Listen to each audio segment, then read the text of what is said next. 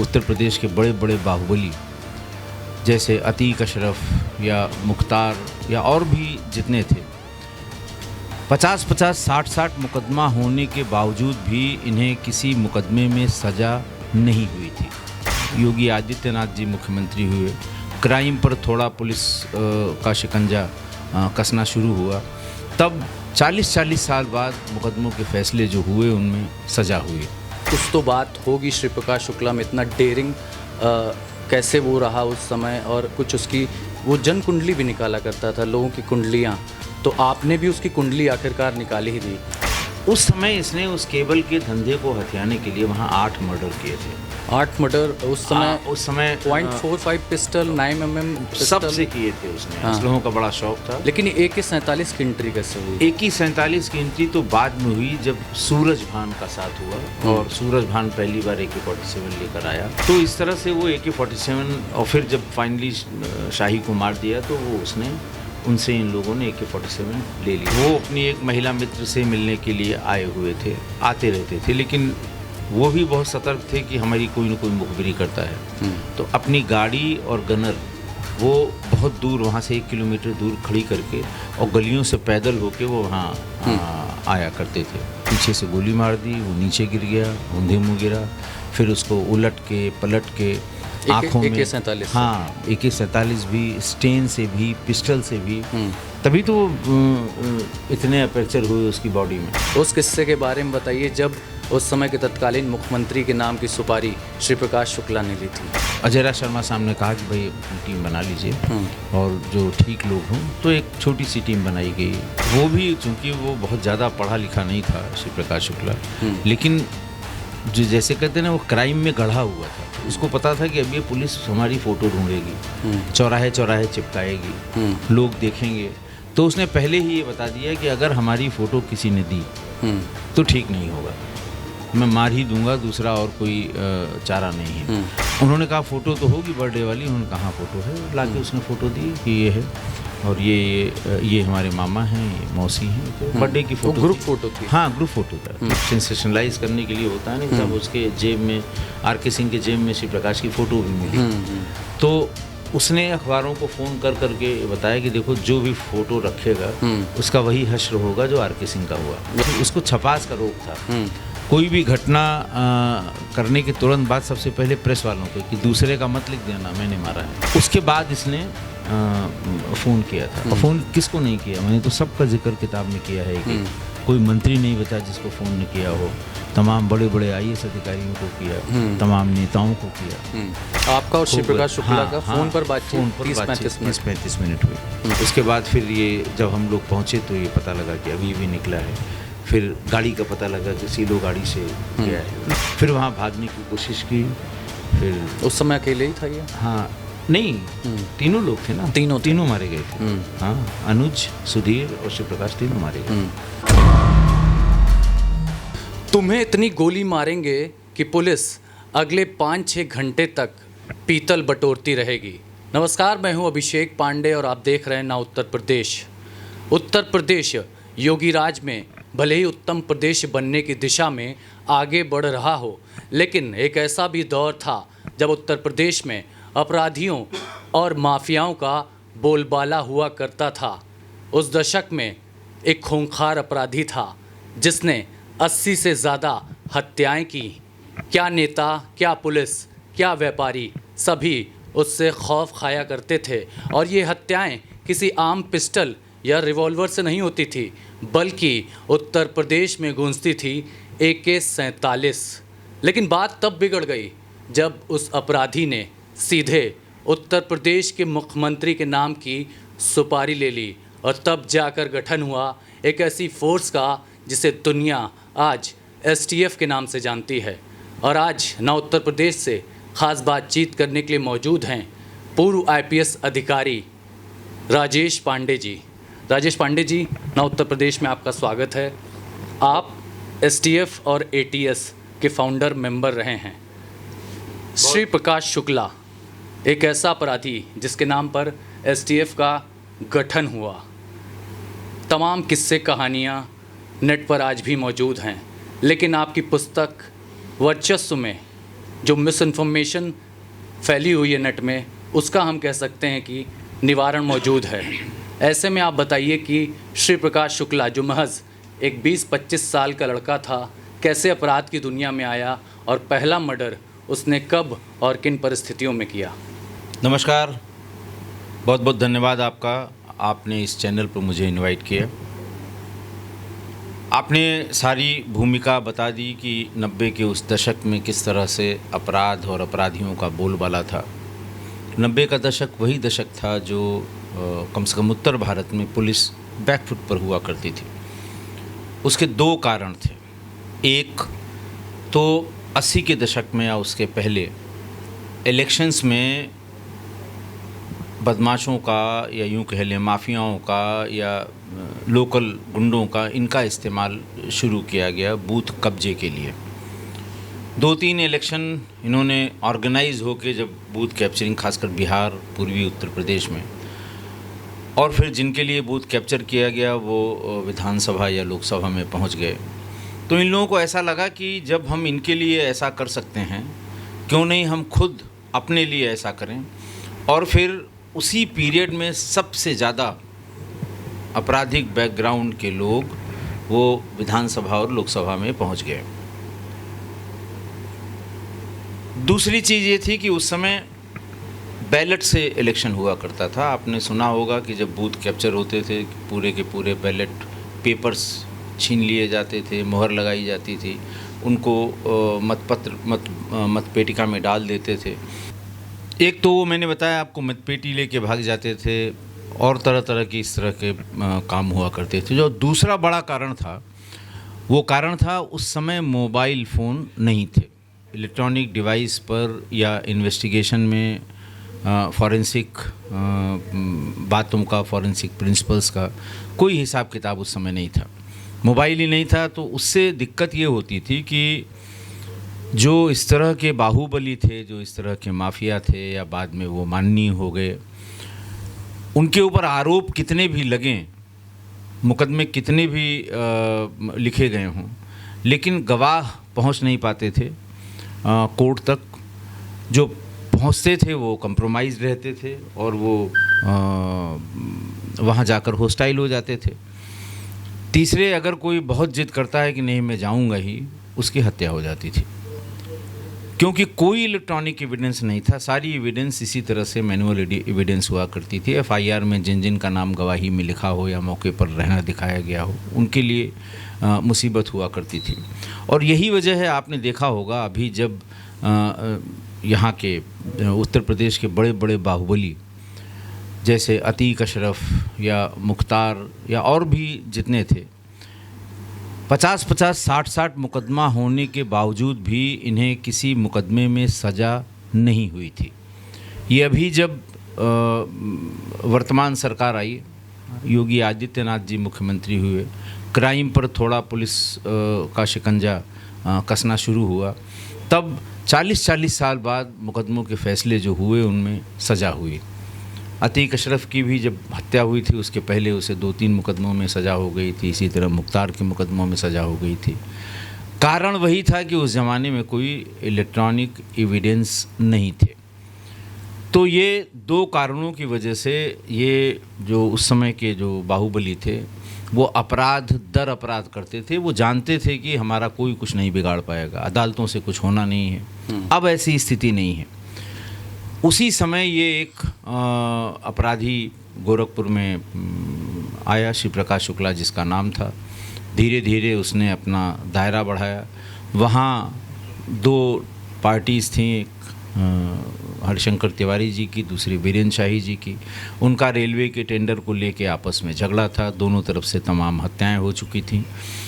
इसने एक तरफ का पल्ला पकड़ा और सूरज भान भी उस समय आ गए, क्योंकि जो रेलवे का हेडक्वार्टर है उसका कैचमेंट एरिया वो बिहार का वो हिस्सा भी पड़ता है, पटना और उसके आसपास का। तो यहाँ कॉन्ट्रैक्ट ये लोग लेते थे। बाद में उनको 5%, 10%, 20% कमीशन पे लोकल लोगों को दे देते थे। सूरज भान भी अपने इलाके के बाहुबली थे। उनको लगा कि हमारा रेल, उस ज़माने में रेल मंत्री ज़्यादातर बिहार से हुआ करते थे, रामविलास पासवान जी, नीतीश कुमार जी, लालू प्रसाद जी। तो उनको ये लगता था कि हमारे रेल मंत्री और ठेका दूसरा कोई लेता है और हम उनसे वो हमको सबलेट करते हैं, हम उन्हें कमीशन देते हैं, तब ये काम कर सकते हैं। तो वो भी ऐसे आदमी की तलाश में थे जो इन दोनों से निपट सके, या जो सूरज भान और उनके साथ के लोग बिहार हैं उनको सीधे वहाँ से कॉन्ट्रैक्ट मिल सके। लेकिन सर सवाल यही है कि सूरज भान, वीरेंद्र शाही और हरिशंकर तिवारी, बड़े बड़े नेता, बाहुबली विधायक, एक 20-25 साल के लड़के पर यकीन करे। कुछ तो बात होगी श्री प्रकाश शुक्ला में, इतना डेयरिंग कैसे वो रहा उस समय, और कुछ उसकी वो जन कुंडली भी निकाला करता था, लोगों की कुंडलियाँ, तो आपने भी उसकी कुंडली आखिरकार निकाली ही दी। तो आप शुरुआत से थोड़ा बताएं कि इतना ट्रस्ट कैसे इन लोगों को श्री प्रकाश शुक्ला पर रहा। देखिए, ट्रस्ट की बात जहाँ तक है, उन्हें गोरखपुर में एक आदमी चाहिए था, क्योंकि ये सारी समस्या गोरखपुर में थी। गोरखपुर के उस रेलवे के हेडक्वार्टर पे थी, नॉर्दर्न रेलवे का है या नॉर्थ ईस्टर्न रेलवे का हेडक्वार्टर है। और पहले ज़माने में ये ऑनलाइन जो आप आज की तारीख में टेंडर्स, ये सब नहीं थे, पेपर टेंडर हुआ करते थे। लोग फॉर्म खरीद के ले जाते थे, उसकी एक तिथि होती थी कि इसको जमा करने की अंतिम तिथि फलाना है, और उसके बाद फिर उसके खोलने की तिथि होती थी कि फला तारीख को खुलेगा। सारी पार्टियां मौजूद होती थी, उनके सामने वो टेंडर खोला जाता था, जिसका हाईएस्ट लोएस्ट जो भी जिस तरह का टेंडर है जो निकलता था, तो वहाँ से द्वंद्व शुरू होता था फॉर्म लेने से। फॉर्म कौन कौन लेके जा रहा है ये दोनों पार्टियाँ देखती रहती थी। फिर उसके बाद जो लेके गया है, फिर उसके घर पे धमक जाएंगे, कैसे लेके गए, किसने कहा, क्यों लोगे तुम, इतना पैसा कहाँ से आएगा, इस तरह की बातें। अगर मान लिया वो नहीं माना और किसी दूसरे के थ्रू वो फॉर्म जमा करने के लिए भेज दिया उसने अंतिम तिथि से थोड़ा पहले, वहाँ भी ये लोग देखते रहते थे, एक एक आदमी की तलाशी लेना, दोनों तरफ से 50-50, 100-100 आदमी राइफल लेके बैठे हुए हैं, कौन जमा करने जा रहा है। फिर भी किसी ने अगर जुगाड़ बैठा के और दाएं बाएं से जमा कर ही दिया तो फिर उसका बचना मुश्किल होता था, चाहे ये हो चाहे वो हो, दो में से कोई न कोई उसे मार देते थे, ताकि जब खुले तो ये हो कि साहब ये इस टेंडर का जो डालने वाले थे या जो कंपनी थी। तो इस तरह का काम सब मैनुअल वहाँ पे चला करता था। तो उन्हें लोकल आदमी की ज़रूरत थी जो वहाँ के लोगों को जानता हो, जो वहाँ इन लोगों से निपट सके। बेसिकली उस समय वहाँ पर ये डीटीएच तो बहुत बाद में आया, पहले केबल हुआ करते थे टीवी, उसके 2-4 प्रोपराइटर होते थे, 2-4 उनका जो ओनर होते थे कि वो जिसका चैनल चाहेंगे उसको ऊपर करेंगे, जिसको चाहेंगे उसको नीचे करेंगे। घर घर कनेक्शन बांटते थे, उसका किराया होता था 200 रुपये, 300 रुपये, 500 रुपये पर मंथ। लोग लगवा लेते थे लेकिन पैसा नहीं देते थे। तो वहाँ पर जो केबल ओनर था वो अलग अलग इलाके के बाहुबलियों को इंगेज करता था, यंगस्टर्स को, लड़कों को, यूनिवर्सिटी के लड़कों को, कि आप जाइए और हमारा पैसा वसूल के ले आइए। मान लिया 500 कनेक्शन है तो 200 रुपये के हिसाब से इतना पैसा चाहिए, ठीक है तुम वसूल के ले आओ, इसका हम 10% 20% तुमको दे देंगे। उस समय इसने उस केबल के धंधे को हथियाने के लिए वहाँ 8 मर्डर किए थे। 8 मर्डर उस समय .45 पिस्टल, 9mm सब से किए थे उसने। असलहों का बड़ा शौक था। लेकिन AK-47 की एंट्री कैसे हुई? AK-47 की एंट्री तो बाद में हुई जब सूरज भान का साथ हुआ, और सूरज भान पहली बार AK-47 लेकर आया। इसका मन उस पर ललचाया तो सूरज भान ने देखा कि इसको लालच है, उन्होंने कहा अगर तुम मार दोगे वीरेंद्र शाही को तो मैं तुम्हें 2 AK-47 दूंगा, एक की बात छोड़ दो। इसको चलाने के लिए भी दिया। और फिर पहला अटैक जब वीरेंद्र शाही पे हुआ तो वो भी AK-47 से हुआ था, जिसमें ये बच गए थे, इनका गनर मारा गया था। तो इस तरह से वो AK-47, और फिर जब फाइनली शाही को मार दिया तो वो उसने उनसे इन लोगों ने AK-47 ले ली, 2 AK-47 ली। बाद में आनंद पांडे जब इससे अलग हुआ तो एक AK-47 उसको सूरज भान ने दिलवा दी, एक इसके पास थी। उसके बाद तो फिर असलहे बाकी सब थे, AK-47 भी आ गई, तो फिर ये तो क्राइम का बादशाह हो गया, उसने जो मर्जी हो वो किया। तो यानी रेलवे कॉन्ट्रैक्ट के वर्चस्व से लड़ाई शुरू हुई और उसके बाद केबल ऑपरेटर के तौर पर केबल ऑपरेटर पहले था, उसके बाद इनको उनकी जैसे कहते हैं ना श्री प्रकाश की इसी अपराध की काबिलियत की वजह से उसे इंगेज किया सूरज भान ने, या अपने साथ लिया सूरज भान ने, और इसकी लालच थी कि इसके पास AK-47 है, ये हमको दे देगा। तो फिर एक बार जब रास्ते पे चल पड़े तो चल पड़े, फिर ये हुआ था। यानी कई बड़े बाहुबलियों का इस पर शय आ गया, लेकिन फिर व्यापारियों से सीधे 5 करोड़। एक बार देखिए शय जब आ गया किसी पे और फिर हल्ला हो गया कि ये है, इसको मारता है, उसको मारता है, तो फिर व्यापारियों को फ़ोन करना शुरू किया। यही ट्रेंड होता है। शहाबुद्दीन ने भी ये शुरू किया था शहाबुद्दीन ने भी, उसके खिलाफ भी न किसी ने गवाही दी, और अगर किसी ने कुछ हिम्मत की तो वो तो आपने सुना होगा, बड़ा फेमस केस है, 2 भाइयों को पूरा एसिड से ही उसने जला दिया था। आप इसको देखिए, अतीक को, इसने तो एक आदमी के पूरे स्किन प्लास से खिंचवा ली थी पूरी स्किन, और सड़क पे फेंच के पुलिस को इत्तला की थी कि साहब एक आदमी मरा पड़ा है, इसको ले जाइए। तो इस तरह के लोग थे, ये अपना अगल बगल दबाव बनाने के लिए। और ऐसा ही शिव प्रकाश ने भी किया, जो प्रेसिडेंस था वही उसने भी किया कि इतना इनको धमका दो, इतना इनको, इनके सामने ऐसी हत्याएं कर दी। तमाम बड़ी हत्याएं की थी उसने गोरखपुर में। लेकिन हमने सुना है कि वीरेंद्र शाही का जब मर्डर हुआ उसमें 100 से ज़्यादा गोलियां चली थी। उस घटनाक्रम के बारे में बताएं। देखिए, वो 30 मार्च का दिन था, हमारे ख्याल से 98 का या 97 का था। इंदिरा नगर यहीं है, लखनऊ में, हम लोग भी यहीं थे, और STF बन चुकी थी, और वो अपनी एक महिला मित्र से मिलने के लिए आए हुए थे, आते रहते थे, लेकिन वो भी बहुत सतर्क थे कि हमारी कोई न कोई मुखबिरी करता है। तो अपनी गाड़ी और गनर वो बहुत दूर, वहाँ से 1 किलोमीटर दूर खड़ी करके, और गलियों से पैदल होके वो वहाँ आया करते थे, रात में रुके थे। और स्प्रिंगडेल स्कूल था, 30 मार्च का दिन था, उस दिन रिज़ल्ट डे था उस स्कूल का। छोटे बच्चों का स्कूल था, हमारे ख्याल से प्रेप से लेके और 5 मार्च तक रहा होगा जी। तो उस दिन चूंकि रिज़ल्ट डे था, तो पेरेंट्स भी साथ में आते हैं रिज़ल्ट लेने के लिए, टीचर्स उनको इंस्ट्रक्शन देती हैं, तमाम चीज़ें, टीचर से बात होनी होती है। तो पेरेंट टीचर मीटिंग और रिज़ल्ट डे वो एक साथ ही हुआ करता है। तो रहे होंगे 300-400 लोग। इसी बीच में इसको ये सूचना मिल गई कि ये फिर इंदिरा नगर में किसी अपने महिला मित्र के यहाँ गया हुआ है। तो ये लोग पहले से घात लगा के खड़े हुए थे, 3 के तीनों खड़े हुए थे। इसी बीच में वो अपनी उस महिला मित्र, एक छोटे बच्चे के साथ, एक मकान उसके लिए दिलाना था, जिस तरफ से चला था उसकी दूसरी तरफ किनारे का एक मकान है, वो देखने के लिए उसके साथ वीरेंद्र शाही, वो उसकी महिला मित्र, एक छोटा बच्चा, ये तीनों लोग वहाँ से चले। और जैसे ही ये इन लोगों को क्रॉस किया है उसने, बस ये लिपट पड़े, पीछे से गोली मार दी, वो नीचे गिर गया, औंधे मुँह गिरा, फिर उसको उलट के पलट के आँखों में, AK-47 हाँ, AK-47 भी, स्टेन से भी, पिस्टल से भी, तभी तो इतने अपर्चर हुए उसकी बॉडी में। और ये सोचिए कि दिन के 11 बजे ये पूरा वाकया वो छोटे छोटे बच्चे और उनके पेरेंट्स भी देख रहे थे। मतलब 500 आदमी करीब रहा होगा इस वाकये को देखने वाला। और ऐसा नहीं कि एक गोली मारी वो भाग गया, किसी ने देखा नहीं।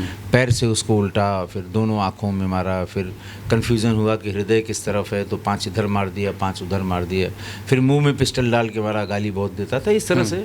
और ये सारा जो कृत्य है वो पब्लिक देख रही थी। और आराम से फिर वहाँ से पैदल गए, दूर इन लोगों ने भी गाड़ी खड़ी की थी, इन तीनों ने, और फिर अपनी गाड़ी से वो वहाँ से चले गए। और वीरेंद्र शाही का मरना ये बड़ा उसके आपराधिक जीवन का बड़ा लैंडमार्क था, क्योंकि वीरेंद्र शाही और हरिशंकर तिवारी की जो लड़ाई थी वो लगभग पूरे पूर्वी उत्तर प्रदेश में, यहाँ बिहार के भी कुछ हिस्सों में बड़ी प्रसिद्ध थी। कास्ट लाइन पे थी, ब्राह्मणों और ठाकुरों की लड़ाई मानी जाती थी। तो दोनों ही बड़े बाहुबली थे। तो जब लोगों को पता लगा कि इसने मारा है, तो और ये समझ में आया कि ये अगर वीरेंद्र शाही को मार सकता है तो किसी का कुछ भी कर। उसके बाद इसको जैसे कहते हैं ना, मार्केट रेट बढ़ गया। जिसको फ़ोन किया 10 लाख पहुंचा दो, 5 लाख पहुंचा दो, और फलां को दे दो, इसको भेज रहा हूँ दे दो। उसके बाद वसूली शुरू हो गई, धमकाना शुरू हो गया। तो दिन दहाड़े 126 गोली वीरेंद्र शाही को मारने के बाद और भी तमाम व्यापारियों को धमकाना, बहुत यहाँ पर कोई RK सिंह, बहुत, और तमाम RK सिंह साहब तो उसके सब इंस्पेक्टर थे, जो हम लोगों को जो इनकाउंटर हुआ जनपद में, उसमें वो शहीद हुए थे। लेकिन KK रस्तोगी को इसने पहले धमकाया, कुछ राइवलरी बिजनेस गिरे। सोलोमन एंड सोलोमन एक यहाँ बहुत बड़ी दवा की कंपनी हुआ करती थी, ये उसके मालिक थे। उत्तर प्रदेश का सबसे बड़ा दवा की कंपनी के सप्लायर थे KK रस्तोगी। एक ही लड़का था उनका, कुणाल रस्तोगी। तो उससे 2-4 बार फ़ोन किया होगा, धमकाया होगा। और वो जो कुंडली निकालने वाली बात कर रहे हैं, वो कुंडली यूँ निकालता था कि किसी आदमी को धमकाने के लिए उसने एक तरीका निकाल रखा था कि वहाँ से फ़ोन किया। गोरखपुर के बहुत से लड़के लखनऊ यूनिवर्सिटी में पढ़ते हैं, और ठीक ठाक लड़के जिनकी गाड़ी के कागज़ कंप्लीट हों, उनके पास कोई असलहा ना हो, उनको बताया कि साहब फ़लाँ जगह फ़लाँ मकान पे फ़लाँ रहता है, ज़रा इसकी कुंडली निकाल ले आओ। तो वो सवेरे से अपना 7-8 बजे से उसके आसपास घूमने लगता था, कितने बजे निकले, किस नंबर की गाड़ी से निकले, कितने लोग थे वहाँ, बीच में कहीं रुके कि नहीं रुके, या फिर सीधे दुकान पर पहुँचे, दुकान पे क्या एक्टिविटी हुई, शटर खोलने के लिए कौन आया, कहाँ गए, कहाँ उन्होंने पूजा की, फिर जाके बैठे, पहला ग्राहक कौन आया, प्रॉपर रेकी, प्रॉपर जिसको वो कहते हैं, सब उसने इकट्ठा कर लिया और शाम को 8 बजे इनको बता दिया। तो उसने कहा शाबाश बहुत बढ़िया, फ़लाँ के यहाँ चले जाना, 10,000 रुपये ले लेना। तो 10,000 रुपये मिल गए। उस ज़माने में जब यहाँ पे 3-3, 4-4 हज़ार में लड़के पढ़ते थे, महीने महीने में जो घर वाले भेजते थे, 10,000 बहुत है उनके लिए। और फिर जब इतनी इन्फॉर्मेशन आ गई तो ये फ़ोन करता था उसको जिसकी कुंडली निकाली है कि तुम सुबह यहाँ से निकले, तुम ये किया, तुमने वो किया, फ़लाँ दुकान पे तुमने पान खाया, फ़लाँ जगह चाय पी, और मैं चाहता तो मैं तो साथ ही साथ तुम्हें मार देता। और बिल्कुल पीछे खड़ा हुआ था जिस समय तुम सफ़ेद कुर्ते वाले से बात कर रहे थे, सटा के मार देता। मैंने कहा हो सकता है अब अकल तुमको आ जाए, अब अगर समझ में आ गया है तो ठीक है, 2 दिन का मौका देता हूँ, पैसा भिजवा देना, वरना फिर किसी दिन मैं बगल में खड़ा हूँ, तुम्हें पता भी नहीं लगेगा, तुम्हें गोली पड़ जाएगी। तो आदमी साइकोलॉजिकली तो डर ही जाता है। अच्छा, जब परेशान होता है तो घर वाले पूछते हैं कि भाई आज काहे की परेशानी है, क्यों तुम इतना डाउन हो, क्यों इतना वो हो। तो फिर बताते हैं कि साहब इस तरह का फ़ोन आता है। अगली बार मान लिया उसकी पत्नी ने उठाया, उसको भी धमका दिया, और दूसरे किसी ने उठाया तो उसको भी धमका दिया। आदमी सोचता है पिंड छुड़ाओ इससे, नहीं तो ये वीरेंद्र शाही को मार चुका है। अच्छा, जब किसी को धमकाता था तो पुराने किस्से भी बताता था कि वीरेंद्र शाही को ऐसे मारा, वैसे मारा, फलाना किया, जिससे दबदबा, डर कायम रहे। हाँ, वो कायम रहे। तो फिर वो उसने उससे पैसे ले लिया करता था। इस तरह से उसका धंधा उस। लेकिन साहब ये बताइए, श्री प्रकाश शुक्ला तो लोगों की कुंडली निकालता था रेकी करके, लड़कों को लगा करके, लेकिन एक ऐसा भी वक्त आया जब एसटीएफ ने उसकी कुंडली निकालनी शुरू की। उस किस्से के बारे में बताइए, जब उस समय के तत्कालीन मुख्यमंत्री के नाम की सुपारी श्री प्रकाश शुक्ला ने ली थी। देखिए, हम लोगों को अखबार भी लिखते थे, दुनिया भर की बातें उस श्री प्रकाश के मारे जाने के बाद भी लिखते थे, लेकिन स्वर्गीय अजय राज शर्मा साहब उस समय हम लोगों के एडीजी थे, एडीजी लॉ एंड ऑर्डर थे, एसटीएफ उन्हीं के सुपरविज़न में बनी थी। तो अजय राज शर्मा साहब को मुख्यमंत्री जी ने, उनकी पोस्टिंग कहीं दूर हो गई थी, सीतापुर में थी शायद, तो उनको मुख्यमंत्री जी ने बुलाया और फिर उन्होंने, उनकी एक किताब है अजय राज शर्मा साहब की, फाइटिंग द बुलेट, उसमें उन्होंने ये पूरा किस्सा लिखा है कि जब मैं उनसे मिलने के लिए गया तो वो थोड़ा परेशान थे। मैंने पूछा क्या बात है, तो उन्होंने बताया किसी ने मेरे मारने की सुपारी ली है और इस तरह से है, और आप एक यूनिट बना दीजिए जो सिर्फ यही काम करेगी, उसको लॉ एंड ऑर्डर इन सब चीज़ों से कोई मतलब नहीं रहेगा। इन्होंने भी अपनी कुछ शर्तें रखी कि साहब हम अपनी पसंद के ऑफिसर्स उसमें रखेंगे, अच्छी गाड़ियाँ उसमें रखेंगे, और अलग से हम अलग से ऑपरेट करेंगे। खैर बात तय हो गई और तुरंत उसका जीओ निकल गया। अजय राज शर्मा साहब को उसी दिन लखनऊ पोस्ट कर दिया गया और फिर उनसे कहा गया कि आप अपने ऑफिसर्स। आपकी तैनाती यहाँ थी लखनऊ में? मैं उस समय, मेरी तैनाती लखनऊ में थे, मैं सीओ हजरतगंज था उस समय। तो और चूंकि उसी समय दिलीप होटल का कांड हो चुका था जी, बड़ा कांड था, श्री प्रकाश ने वहाँ पर होटल के भीतर एक कमरे में अपने प्रतिद्वंदी हैं भानु मिश्रा गोरखपुर के, उनके लोगों पे गोली चलाई थी। वो भी टेंडर के सिलसिले में थी। एक उनका भांजा वो मारा गया था, बाकी और लोग सब जख्मी हुए थे। तो हम सब लोग उसी चक्कर में लगे हुए थे। मैं था, सत्येंद्र वीर सिंह साहब थे, उस समय के एसएसपी अरुण कुमार साहब थे। तो अजय राज शर्मा साहब ने कहा कि भाई अपनी टीम बना लीजिए और जो ठीक लोग हों, तो एक छोटी सी टीम बनाई गई, ऑफिस ढूंढा गया। एक पुराने पुलिस अफसर का लावारिस सा घर पड़ा हुआ था, उसको मजिस्ट्रेट से ऑर्डर करा के उसको हम लोगों ने सुरक्षा चौकी टाइप बना के उसके भीतर से ऑफिस शुरू किया। और फिर नई गाड़ियां हम लोगों को दी गई, टाटा सुमो उस ज़माने में। असल में पुलिस के लिए नई गाड़ी में कम से कम 4 आदमी बैठे तब, तो टाटा सुमो उस समय सबसे तेज़ चलने वाली और मजबूत गाड़ी, जिसमें 4-6 हम लोग अपनी टीम के लोग भी बिठा सकते थे, वही गाड़ी थी। 10 टाटा सुमो पहली बार पुलिस डिपार्टमेंट में, वो नीली महिंद्रा के अलावा या वरिष्ठ अधिकारियों के लिए एम्बेसडर के अलावा दूसरी गाड़ी नहीं खरीदी जाती थी। बड़ा रेजिस्टेंस, तमाम लॉजिस्टिक आप लोग एक साथ लिए। लेकिन सबसे बड़ी चुनौती पुलिस वालों के पास ये उस समय रही होगी कि श्री प्रकाश शुक्ला की कोई भी तस्वीर पब्लिक फोरम में या पब्लिक डोमेन में उस तरह से आई हाँ नहीं थी। बिल्कुल सही कह रहे हैं, बड़ा तो ऐसे इंटरेस्टिंग में किस्सा है। कब उसकी फ़ोटो सामने आई, उस किस्से के बारे में वो थोड़ा बहुत इंटरेस्टिंग किस्सा है जी। हुआ ये था कि वो भी चूंकि वो बहुत ज़्यादा पढ़ा लिखा नहीं था शिव प्रकाश शुक्ला, लेकिन जो जैसे कहते हैं ना वो क्राइम में गढ़ा हुआ था, तो उसको पता था कि अब ये पुलिस हमारी फ़ोटो ढूंढेगी, चौराहे चौराहे चिपकाएगी, लोग देखेंगे, तो उसने पहले ही ये बता दिया कि अगर हमारी फ़ोटो किसी ने दी तो ठीक नहीं होगा, मैं मार ही दूंगा, दूसरा और कोई चारा नहीं है, उसको मैं हर हाल में मार दूंगा अगर मुझे पता लग गया कि किसी ने फ़ोटो दी है तो खैर वो फ़ोटो के लिए लोगों ने मना कर दिया, पुलिस वालों ने कोशिश की जानने की उसकी, तो उसमें इसको शक हो गया कि किसी ने ये किसी फ़ोटोग्राफ़र के यहाँ किसी इवेंट में वो गया था, तो वो वीडियो रिकॉर्डिंग हुई थी, उसमें से कोई पुलिस वाला फ़ोटो मांगने के लिए उसको मार भी दिया उसने। वीडियो रिकॉर्डिंग हाँ, कर रहा हाँ, था जो वीडियो रिकॉर्डिंग करता था कि तुम कैसे दे दोगे, तो वो उसको मार भी दिया, उसको मार दिया और दहशत हो गई, जिनके पास थी भी उन्होंने कर दिया। और इधर अखबार वाले चूँकि नई यूनिट थी, हम सब लोग उसी में पोस्ट हो गए थे, तो पेपर का तो काम है वो, और शुरुआत के दिनों में जब महीने 1.5 महीने 2 महीने हो गए और उसकी फ़ोटो भी नहीं मिल पाई, तो एसटीएफ पे दबाव पड़ने लगा कि भाई लोग क्या खाक मारेंगे साहब, इनके पास फ़ोटो भी नहीं, इस तरह की बातें, कैसे गिरफ्तार करेंगे, क्या मुख्यमंत्री के नाम की सुपारी, मुख्यमंत्री के नाम की सुपारी की, ये हल्ला अलग से हो गया था। तो खैर गोरखपुर में भी बड़ी कोशिश की हम लोगों ने वहाँ के अधिकारियों से मिलके कि शायद कोई फ़ोटोग्राफ नई पुरानी कोई मिल जाए, लेकिन वहाँ भी चूंकि उसने इतना दबाव बना रखा था कि किसी ने फ़ोटो दी नहीं। ऐसा नहीं था कि फ़ोटो नहीं रही होगी, ज़रूर रही होगी, लेकिन दी नहीं।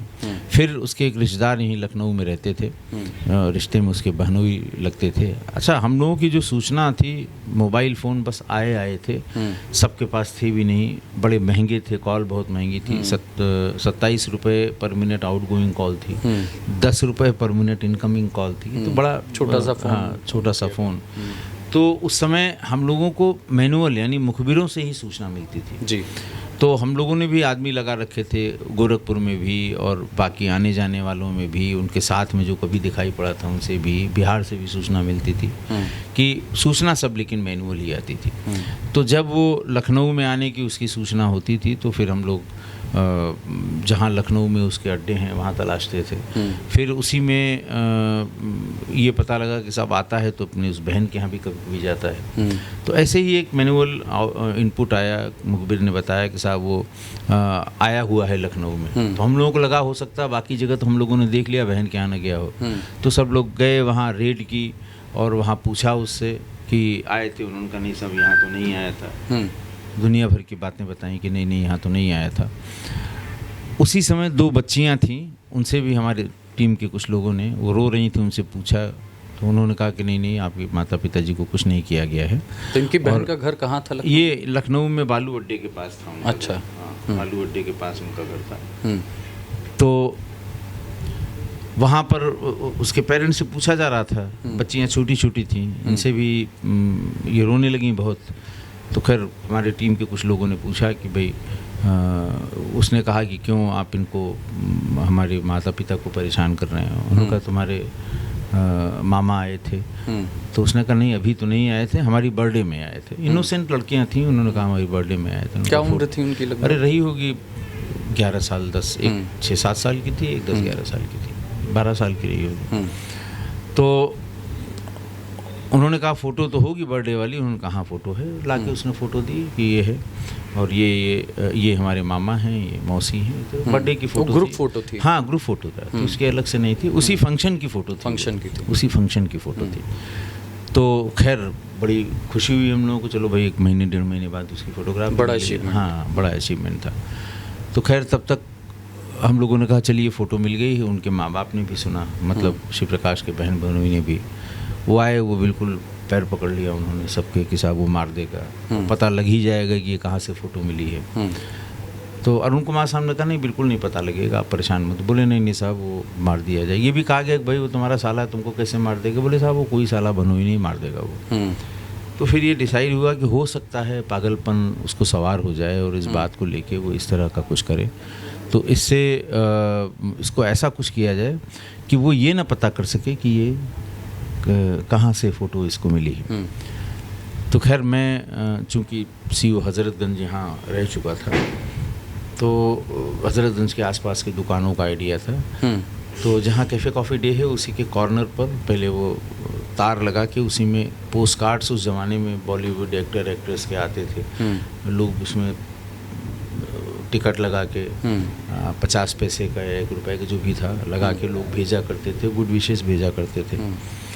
तो वो फ़ोटो लेके मैं उधर ही से सड़क के उस तरफ गाड़ी खड़ी थी, पैदल ही आ रहा था, मेरी नज़र उस पर पड़ी।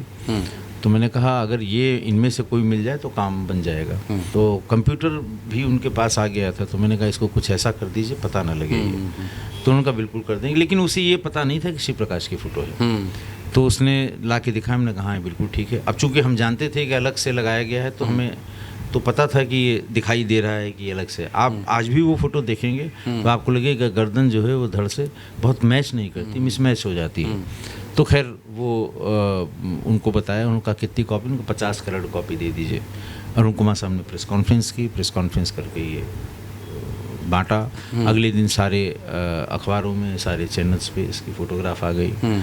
तो ये इस तरह से ये बन पाई थी। ऐसा दबाव था कि अगर पता लग गया तो वो मार तो देता उनको, क्योंकि उसने सब जगह कह रखा था कि जो फ़ोटो देगा वो मारा जाएगा। तो आपने बेहद ही दिमाग लगा के शास्त्राना अंदाज में एक तरह से फ़ोटो जो है वो सुनील शेट्टी की बॉडी और श्री प्रकाश शुक्ला का चेहरा इस तरह से फ़ोटोशॉप करके पब्लिक फोरम पे लाया, प्रेस कॉन्फ्रेंस करके लाया। बिल्कुल ठीक। लेकिन ये बताइए साहब, बड़े बड़े माफिया जो होते हैं वो बड़ा बड़ा गैंग बनाते हैं, लेकिन श्री प्रकाश शुक्ला जब भी कहीं जाता था, कुछ करता था, हत्याएं, तो उसके ग्रुप में कितने सदस्य? कुल 3 आदमी। उसने कभी 3 से बदल भी अगर दिए होंगे तो आदमी कुल 3 ही रखे उसने, 3 से अधिक कभी नहीं। उसका ये मानना था कि जितने कम लोगों से कांटेक्ट होगा क्राइम में उतनी ही मुखबिरी कम होगी, क्योंकि और कोई तरीका था नहीं, मोबाइल था नहीं कि लोग पता लगाते।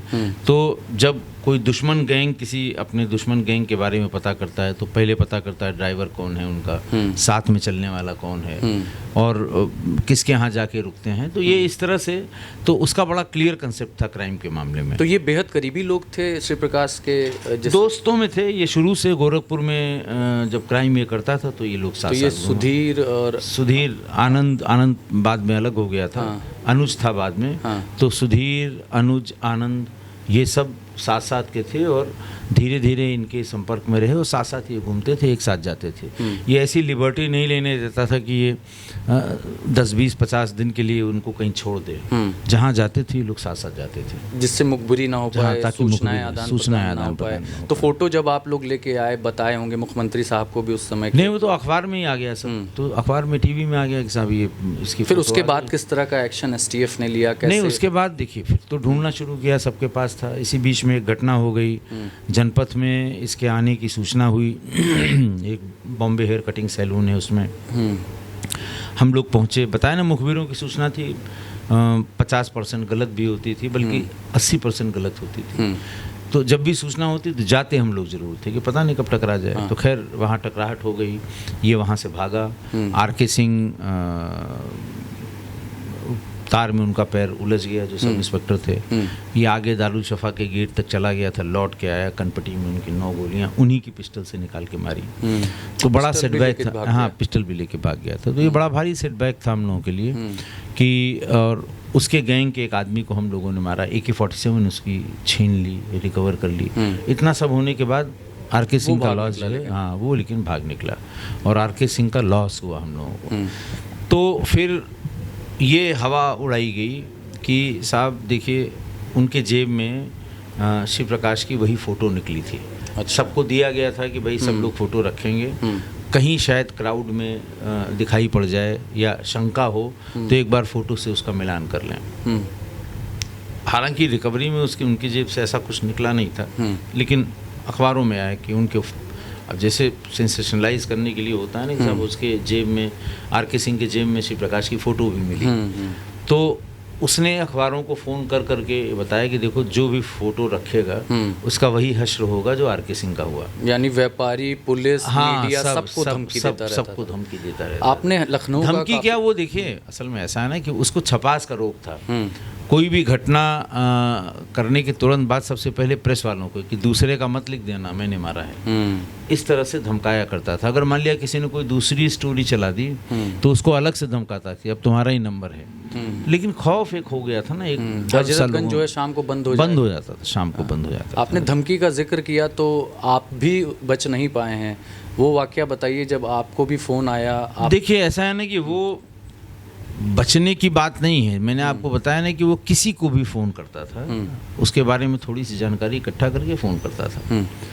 और जब ये हुआ इसके बाद हम लोग वहाँ मोकामा गए। मोकामा में जो ये एम्बेसडर इसूजू ये गाड़ी रखता था, लाल रंग की बत्ती लगती थी और आर.के. सिंह की पिस्टल थी और तमाम सामान वहाँ बरामद हो गई। ये तो भाग गया उधर से गंगा पार करके और निकल गया। उसके बाद इसने फ़ोन किया था। और फ़ोन किसको नहीं किया, मैंने तो सबका जिक्र किताब में किया है कि कोई मंत्री नहीं बचा जिसको फ़ोन नहीं किया हो। तमाम बड़े बड़े IAS अधिकारियों को किया, तमाम नेताओं को किया। वो उसने फ़ोन किया था यही कि भाई क्या बात है, क्यों गाली गलौज जैसे करता है। तो खैर ठीक है, उसने गाली गलौज दी, मुंह हमारा भी कोई ताला तो लगा नहीं था। उसी भाषा में बात की गई कि तरह तरह की बातें की गई। तो उसका ये कहना था कि मेरे पीछे क्यों पड़े हो। तो हमने कहा तुम अपराध कर रहे हो, तुम सरेंडर कर जाओ। बात इसी पे झिकझिक हुई, तुम सरेंडर करो। उसने कहा नहीं सरेंडर तो हम नहीं करेंगे और ना मुझे कोई पकड़ पाएगा। जैसे वो लोग होते हैं ना जिस सिर पे चढ़ के जिनके जो घमंड बोलता है, तो उस तरह से वो उस तरह की बातें करने लगा। फिर स्पीकर फ़ोन पे ही बात हो रही थी। उस ज़माने में लैंडलाइन फ़ोन ही था जी।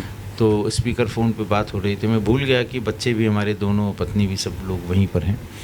तो करीब ये 30-35 मिनट 40 मिनट का ये कन्वर्सेशन हुआ आपका और श्री प्रकाश शुक्ला का। फ़ोन पर बातचीत फ़ोन पर 30-35 मिनट हुई। सबको किया था, किसी को नहीं छोड़ा था उसने, सबको फ़ोन किया है। आपको भी फ़ोन आया? हाँ, फ़ोन हमको भी आया। और फिर जब देखा कि बच्चे भी सुन रहे थे। चलिए अब बात करते हैं उस घटना की जिसके बाद श्री प्रकाश शुक्ला की मौत हुई, इनकाउंटर हुआ 22 सितंबर 1998। जी। कैसे सूचना मिली, किस तरह से आप लोगों ने घेराबंदी की? क्योंकि मरने से पहले हम कह सकते हैं कि आप ही उस शख्स को देखे थे और काफ़ी वो घना इलाका था, शायद जंगल वगैरह था। तो उस 22 सितंबर 1998 की घटना के बारे में बताएं। देखिए हम लोग पीछा तो कर ही रहे थे और जहाँ जहाँ से वो निकल जाता था वहाँ थोड़ी देर बाद हमारी टीम भी पहुँच जाती थी। हम लोग उस समय दिल्ली में ही कैंप कर रहे थे। दिल्ली की सूचना थी हमारे पास और दिल्ली हम लोग कैंप कर रहे थे। और दिल्ली में ही उसके नंबर्स हम लोगों ने, लिसनिंग की सुविधा उत्तर प्रदेश में नहीं थी, दिल्ली में थी। अरुण कुमार साहब ने अपने वहाँ जो लोकल अधिकारियों से बात करके हम लोग उसके नंबर भी सुन रहे थे। उसको बाहर जाना था, वो दरअसल झारखंड जाना चाह रहा था। वो उसने टिकट बुक कराया, उसकी सूचना हो गई, किस प्लेन से बुक कराया। तो हम लोगों को भी अच्छा लगा कि वो ऐसा पिस्टल लेके तो प्लेन पे चढ़ेगा नहीं, वो जहाँ तलाशी वलाशी होगी वहीं उसको उठाया जाएगा। लेकिन अरुण कुमार साहब ने जो एयरपोर्ट के इंचार्ज थे, जूनियर अफसर थे, IPS अफसर थे, उनसे बात की तो उन्होंने कहा साहब हम तो ऐसे नहीं ले जाने देंगे क्योंकि कैमरे लगे हुए हैं यहाँ पर, ह्यूमन राइट्स वाले हैं, दिल्ली है, दुनिया भर की बातें की। तो हम लोगों ने ये सोचा कि उसको एयरपोर्ट पहुँचने से पहले ही हम इंटरसेप्ट करेंगे। तो जिस दिन इसको जाना था उस दिन ये गया नहीं, ये पहुँचा ही नहीं। उस दिन पूरा हम लोग रास्ते में जहाँ से सिंगल एंट्री थी वहाँ पूरी टीम खड़ी हो गई, इंदिरा गांधी एयरपोर्ट से पहले कि इधर से घुसेगा और इधर से ही हम लोग यही उसको घेरेंगे। क्योंकि बात सही थी, भीतर जाना फिर उसके बाद वहाँ पकड़ना और पकड़ के ले आना थोड़ा मुश्किल काम था। तो लेकिन ये नहीं आया उस दिन। फिर उसके बाद शुरू हुआ जब कॉल्स का सिलसिला कि देर हो गई, सो के उठ नहीं पाया, दुनिया भर की बातें बहाने इसने बताया। फिर अगली जब इसने फ़्लाइट बुक कराई तो फिर हम लोगों को लगा कि अब इससे बढ़िया मौका कोई और हो नहीं सकता। ये भी झारखंड जाने के लिए? झारखंड जाने के लिए वो नहीं पहुंच पाया, जाना था उसको, अपनी गाड़ी असलाह वो भेज चुका था किसी के साथ, जेन गाड़ी को पीछे से वो सीट के पीछे उसको कटवा के उसमें असले भरवा के भिजवा चुका था। ये इसके पास सिर्फ जानता था कि हम बाई एयर तो ले नहीं जा पाएंगे, तो एक आध पिस्टल थी वो गाड़ी में छोड़ देता और फिर वहाँ जाता, वहाँ उसको जहाँ रिसीव करने वाले आते इसके असले लेके आ जाते। तो फिर वही हुआ जब सूचना मिली तो और उसके बाद फिर फ़ोन पे बात करने लगा, फिर फ़ोन ट्रैक किया गया कि कब निकलेगा वहाँ से, क्या निकलेगा। जी फ़ोन पर क्योंकि बातचीत ये गर्लफ्रेंड से करता था? हाँ, गर्लफ्रेंड से करता था। गोरखपुर की एक अपनी उसकी गर्लफ्रेंड थी, उससे बातचीत करता था। नवरात्र का दिन चल रहा था, दूसरा दिन था ये। एक दिन पहले उस लड़की से भी बात की थी। तो नंबर चूंकि सब जो नंबर मिलते जा रहे थे हम लोग सुनते जा रहे थे कि कहीं से तो कुछ मिलेगा। तब फिर ये सूचना आई। फिर इसका जिस पीसीओ से ये बात कर रहा था उस लड़की से भी बात की थी, और एक आरिफ होटल वाले थे यहाँ, उनके मालिक से बात की, पैसे के लिए बात की, धमकाने वाली बात की। उसके बाद फिर ये जब हम लोग पहुँचे तो ये पता लगा कि अभी भी निकला है। फिर गाड़ी का पता लगा कि सीलो गाड़ी से गया है, लोगों ने बताया वहाँ पे।